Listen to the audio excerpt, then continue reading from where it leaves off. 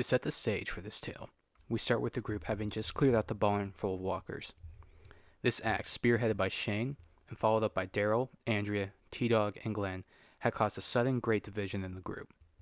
Not just between Rick and Shane, but for members of the group and Herschel's family as well. Though the worst part of that was the truly heartbreaking reveal that Sophia was in the barn the entire time, having turned into a walker a long time ago after being bitten in the back of the neck. Many things changed after that day. Beth was suicidal upon losing her mother a second time, and after Andrea's poor handling of the matter, she was feeling ousted by the women of the group. Herschel was now shut off from everyone, unable to make sense of the matter. He knew in his heart now he was wrong. Lori tried to make peace with Rick, but with pregnancy looming over her head, she knew it was more than likely Shane's child. Glenn and Maggie grew closer over the matter, but as for Daryl and T-Dog, they were more done. Daryl didn't want to believe Sophia was gone for Carol's sake, yet seeing how she was in the barn after all along, and Carol breaking down after losing her daughter a second time, it was just too much. T-Dog always knew Sophia was gone in his head, but feared to voice his opinions. For Dale, he was pushed away from Andrea, who didn't want him to be her father on the matter, yet still he tried to be a strong moral compass for the group and help advise Rick. Rick himself was changed by the matter. As much as he wanted to be mad at Shane, the idea that he was right the entire time made him question himself on everything. Finally, for Shane, on the other hand, unlike his close friend, felt more assured of himself and his beliefs. Every action he had taken to this point was right, and no one cared. He was right about Rick going back for the guns. He was right not to go to the CDC. He was right about Sophia. He was right about the barn. He was right. He may have been a bull in a china shop with the truth, but in the end, it was the truth. The true heartbreaking thing would come when Lori tells Shane that she's pregnant. Shane knew it was his. The time they were together up until recently with Rick's return, it was impossible not to be his. Herschel would eventually go missing, and Rick and Glenn would head into town after him. With him taking so long, Lori, ignoring Shane's advice, would go after them, only to almost be killed. Shane would rescue Lori and lie that Rick had already returned, taking her back to the farm. It would be later on that night Rick would return with Herschel and Glenn, along with a wounded and captured young kid who had attacked him with others. Shane and Rick had been driving down the road for some time. After driving for 18 miles, they arrive at a seemingly abandoned school. It was full of dead humans and walkers, showing at some point a last stand was made. They removed Randall from the trunk of their car and laid him to the ground. They are both decided on the matter of leaving him with nothing but a knife and prepare to leave, but Randall desperately tries to plead with them not to leave. Wanting to live, he suddenly starts spouting nonsense, and what's worse, he suddenly says something that changes everything for the two. He says that he knows Maggie, claiming that they went to school together. Unsure of how to act, Rick deliberates taking Randall back, stopping Shane from outright putting a bullet in Randall's head. Shane argues that it doesn't matter where they leave Randall, because he already knows where they're staying. To leave him alive just so he can regroup with his people who had already attacked them was equal to suicide. Rick argues back that they're not murderers. They're not going to do that because that's not just who they are. Rick then taunts Shane, saying that he doesn't understand how things are. No one does, and for him to do so was just stupid. Shane argues back that he in fact does know. Laws no longer exist. Society doesn't exist. It's just the living and the dead. They have things that make them feel safe and secure, and other people will come to take it from them, just like Randall and his group came after Rick. Rick tells Shane to listen to himself, then asks if that's why he killed Otis. Shane is caught off guard, surprised by this, but tells Rick the truth. Otis shot Carl. Otis was the reason they were held up and unable to start searching for Sophia. Otis couldn't cut it, and if Shane didn't do something about Otis in that moment, then Carl would be dead. It would be not just Otis' fault, but Rick's as well. The anger had truly boiled over for the two, and it was time to open the lid. Shane then tells Rick that he doesn't think he can keep Lori and Carl safe, that every decision he had made up till this point was the wrong one. The guns, the CDC, the barn, Sophia, now Randall.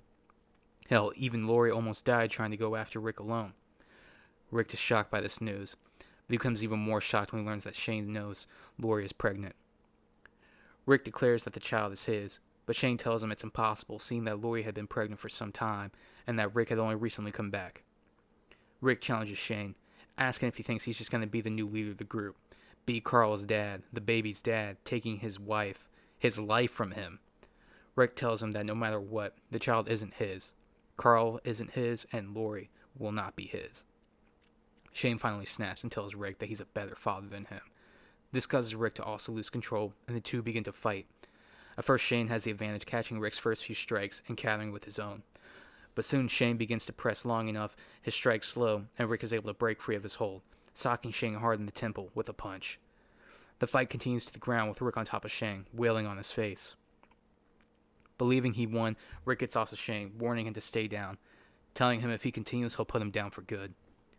Shane gathers his bearings as he stumbles to his feet, spitting up blood. Shane mocks Rick's threat, telling him that if he can't even take out the true threat that is Randall, then there's no way he was ever going to kill him. Rick warns him, drawing his gun. Shane hears the click of the hammer being pulled back on the revolver. Seeing a large wrench next to him, Shane quickly launches it back towards him. Rick ducks, trying to avoid the attack as the wrench smashes behind him through glass. It is at that moment Shane and Rick realize where they were and what kind of danger they were in. Dozens of walkers begin to flood out from the building. Rick kills the first, hiding under the body as the walkers ignore him, chasing Shane. Shane kills a few walkers but quickly realizes the futility and begins to run. Before they can swarm him, he takes refuge in a school bus as the herd attempts to break through the side door. Shane is able to look through one of the windows and see Rick save Randall from a walker, loading him into the car. For a brief moment, Shane hopes his friend will come for him, but as he watches Rick drive away, reality sets in. At this moment, Shane had been abandoned. For a moment, panic comes over him, followed by the words Angela spoke to him. Followed by the words Andrea spoke to him about he's unable to communicate properly, the danger Dale sees in him, then regret.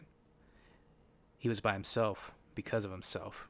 Rick, his best friend, his brother, had left him to die because of his actions. Shane thinks back to Carl and apologizes. He thinks of Rick and apologizes. Lastly, he thinks to Lori, and in that moment, apologizes for the things he had done. For the last brief second, Shane resigns himself to his fate. That is until he looks up and sees there's only one walker by the rear emergency exit. Pure instinct to survive kicks in, and he darts, bursting through the door and slamming the walker's face. Pure instinct to survive kicks in, and he darts to the exit, bursting through the door hard enough for the... Pure instinct to survive kicks in as he darts for the exit. Bursting through hard enough, the door slams into the walker's face, giving a clear path to run to safety. Quickly finding his gun on the ground, he lets loose 6 rounds, killing 4 walkers, blocking his exit. Running as fast as he could, the distance from the walkers started to become greater and greater. Shane had escaped. Nightfall had come, and hours had passed. Rick finally called a meeting with the entire group. He discusses with them the reason why he only returned with Randall, telling them that he couldn't leave him, not in the moment after hearing that he knows not just Maggie but the farm as well. He then informs the group that he stopped Shane from killing him right then and there, before they can come to a decision. The two said things to each other, and it escalated to the point that the two had fought, explaining how Shane blamed him for many of the things that had happened to them recently. It was a brutal fight because they both were going for the kill. Eventually their fight alerted a herd of walkers, and they came for them. Shane was surrounded, and in that moment Rick chose to leave him. He was just done with it. Done with the whole deal of everything, and just wanted it to be over. So he left Shane to the herd. The group listening to all of this is more surprised and shocked than anything. Herschel and his family were very understanding, as many of them didn't want Shane around anymore, along with Dale, who saw him as a real threat. Daryl was indifferent on the matter, as he was still pulling away from the group, yet Glenn, Andrea, Carol, and T-Dog felt troubled. To Carol, Shane defended her from her husband. As much as she hated Shane's reaction to Sophia, in the end he was right. T-Dog was also with Shane from the beginning, and as much guilt he felt about leaving Merle, the whole mission ended up leaving the camp defenseless, and that guilt had stuck with him. That's why he continued to follow Shane's lead so much since. Andrea felt a kinship with him, since they were both black sheep of the group, and she was even starting to find herself falling for him, but now he was gone. As for Glenn, while he didn't like how hard Shane could be, he did keep them safe and was a great leader to them up until this point. Rick could see the others feeling certain ways about everything and began to even question himself on the matter. However, he looked to Lori and Carl for assurance. Carl was crying in Lori's arms, believing Shane was now dead. As for Lori, there were hints of sadness in her eyes, but surprisingly she nodded, assuring him that things were okay. In truth, with Shane now gone, she really didn't have to worry about what might become of the two. She felt relieved. Finally, unknown to them, a tired and weary Shane had reached the long gravel road leading up to the barn. Many emotions and thoughts came over him. He didn't quite know how or what he would do when he saw everyone. Just more than everything, he was tired. Too tired. Tired of the drama. Tired of the anger. Tired of the hate. As he approached the camp, he looked over to the barn and knew that Randall was being kept there. Walking over, he paused at the entrance, catching his breath. Glancing over, he saw a crowbar lying against the wall and began to open the barn. Randall, seeing Shane enter, began to cry out, pleading for his life, but it was too late. Taking the crowbar, Shane beat Randall to death, ending the threat once and for all. The group still in the house heard Randall's cry. They all rushed out of the house to investigate, many still staying by the house. Rick, Andrea, Glenn, Maggie, and T-Dog all rushed over ahead of everyone, weapons in hand. Approaching the barn, they see Shane walking out, blood splattered over his hands and face. Rick raised his revolver in fear, only for Andrea to jump in front of him. Rick asked what he did. Shane simply responded that he ended it.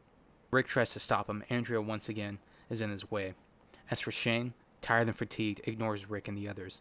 He heads back over to the camp, with everyone watching in shock. Lori calls out to him, but he ignores her, walking past her, simply saying that the kid is not his. Rick hears these words as well and lowers his gun as he sees Carl run out to him, giving Shane a hug around his leg. Shane stops for just one moment and gives Carl a hug back, whispering something to him before pulling him off him and walking over to the Jeep. Much of his things were still inside the vehicle, and he pulled out a bottle of water to drink from it. Andrea came over asking to go with him, but Shane refused, telling her that whatever is going on, she still has people here that needed her.